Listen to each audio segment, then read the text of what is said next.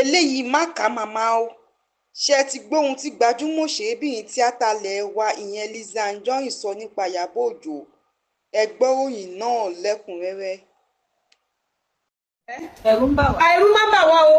Àwọn ò fẹ́ ọ̀rọ̀ station. A fẹ́ ọ̀rọ̀ kóòtù. Owó táwa pa góòdù làwa mọ̀ fi rà. Góòdù nìkan. Góòdù àtàṣọ àwọn aṣọ tó jiná. Tẹ bá ráṣọ tí mo wọ̀ yìí. Tẹ bá rí real life. Ẹni tó ní eye problem tó bá wò báyìí. Ojú ẹni ẹ máa ṣe pàwọ́ ni. Àwa ẹ̀rù máa ń bà wá wá bẹ̀rù kóòtù àti court case o. Ọlọ́mọ ẹ̀ kó lúwẹ̀ kó fọkọ sílé kó lọ sùn ẹ̀wọ̀n. Ṣẹ́pẹ́tẹ́rì àwa ò tó bẹ́ẹ̀ o. Àwa ò ní dárúkọ ẹ̀ wá ò ní jẹ́. Mi ò lè dárúkọ ẹ̀ o. Kọ́tẹ̀yàn wá wà ní sẹ́ẹ̀lì kó lọ mí ìsì okú ọkọ ẹ̀.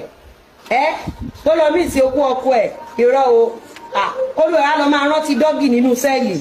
Wo mo kọ́. Kákúnlẹ̀ fárárà kò ní ká má débi tí èèyàn máa dé. Wọ́n ò sọ fún ẹ Ṣẹpẹtẹ èmi tí mo gbọ́n. Èmi tí mo bẹ̀rù kóòtù mo bẹ̀rù police station àmọ́ wọ. Thank you for mentioning my name. Ẹ̀wọ̀n ni wọ́n gbọ́n máa kú sí báyìí. Ìwọ ṣọ́ràdúrà tó ń gbà pé kémi dárúkọ ẹ̀. Ṣọ́ràdúrà tó ń gbà yẹn àdàbí promax jẹ́ kó dáhùn lórí ẹ̀. Thank you for mentioning my name. O ṣé mo dúpẹ́. O ṣé gan-an ni Ṣẹpẹtẹ yìí. O kú ìtọ́jú mi. Mo wọlé. O ṣé gan-an ni Ṣẹpẹtẹ yìí. Ṣẹpẹtẹ yìí. O ṣé gan-an ni. Ó kú ìtọ́jú mi. Kí ni ẹ̀? Fóònù ẹ̀dà. Ṣé fóònù àríkẹ́? Ok. Abẹ́ máa gbọ́rọ̀ òṣì. Kí n dárúkọ ẹ̀. Kí n dárúkọ ọ̀wọ́ ẹlẹ́wọ̀n. Ìwọ tó jẹ́ pé tọ̀túntòsì ló fi ṣẹ̀wọ̀n. Wàá ṣẹ̀wọ̀n lọ́dọ̀ bẹ̀mùbẹ́mù pupa.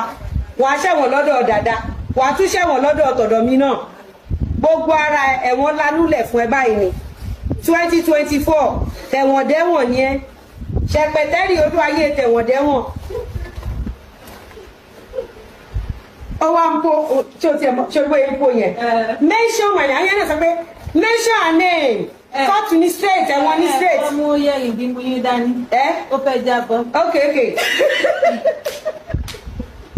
mention my name mention my name. Ẹ̀yà ṣègbéyẹ́ báyìí ṣègbéyẹ́ báyìí. Ìgbà tó rán ọmọ ọlọ́mọ lọ sí toll gate nígbà kú angel ó wá ṣe báyìí. Àwọn ẹni they are shooting at us. Tẹ̀lé ẹ̀jẹ̀. Where are you? You get to be going. Bí wàá wúlò orchestrate gbogbo ẹ̀. Ó lò ṣe ọmọ ọ̀ràn kírun. Àwọn wèrè tó ní mention orúkọ ẹ̀. Ìṣẹ̀ kan sọ fún ẹ pé ẹ̀wọ̀n rèé o Ṣẹpẹtẹ yìí. Ẹ wo ẹ̀wọ̀n ayé gbàmùgbàmù Ṣẹpẹtẹ yìí. Ẹ̀wọ̀n rèé o. Ẹ wo ẹ̀wọ̀n ọ̀run bẹ̀mùbẹ̀mù ẹ̀wọ̀n rẹ o. Ẹ̀yin aráalé kí lẹ rí sí fọ́nrán tí Lizzy Anjorin ti sọ̀rọ̀ yìí? Kí lè èròǹgbà yín kí lẹ rí sí ọ̀rọ̀ tó sọ yìí? Ẹ jẹ́ ká mọ̀ lábẹ́ comment section. Ẹ jọ̀wọ́ ẹ má gbàgbé àti like fídíò yìí kí ẹ sì subscribe sí channel yìí. Ẹ ṣé gan ni, a mọ̀ ọ́ lóore.